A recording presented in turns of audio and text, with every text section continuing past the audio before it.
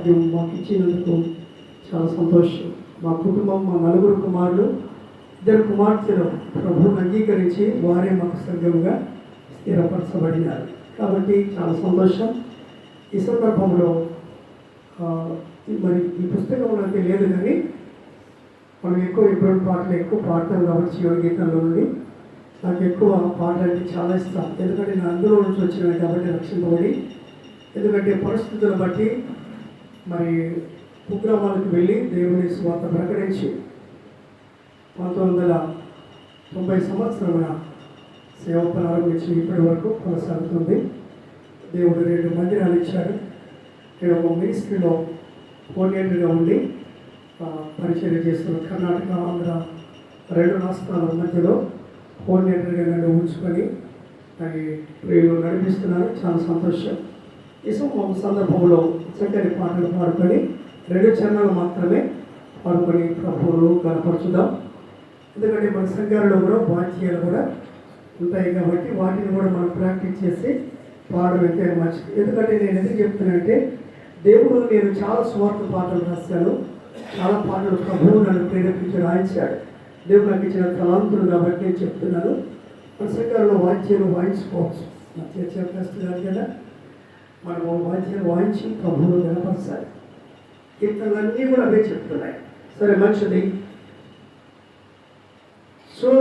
సుందరమైన దేవాలయం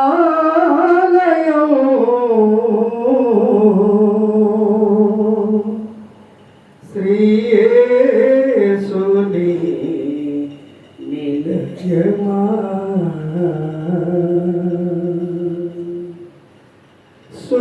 సుందరమైన దేవాలయం ఇది ఏ దేవుని నిలయము, సుందర సుందర సుందరమైన దేవాలయం ఇది ఏ దేవుని నిలయము, సుందరమైన దేవాలయం.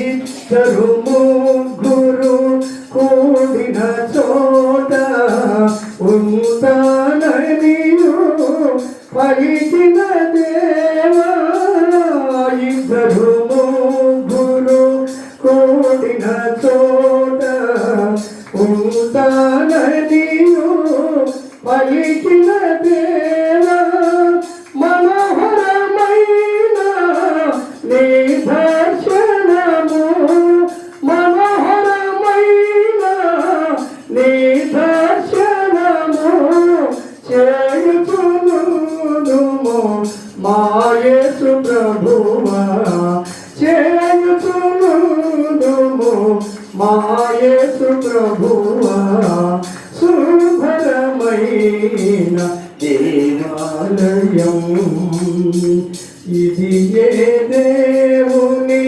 నిలయము, సుందరమైన దేవాలయం.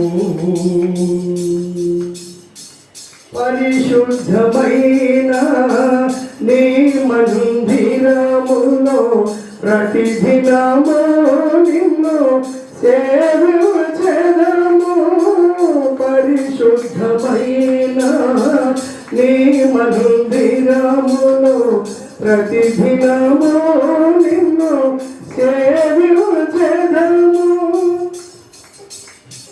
మనోహరమైన నీ దర్శనము, ప్రజ్వలమైన నీ దర్శనము ప్రస్తుతించి పాడెదము,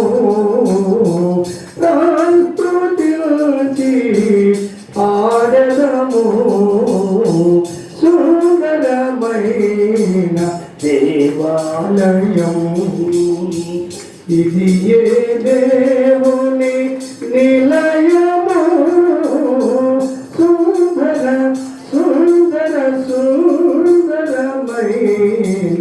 దేవాలయం. ఆమేన్. Thank you.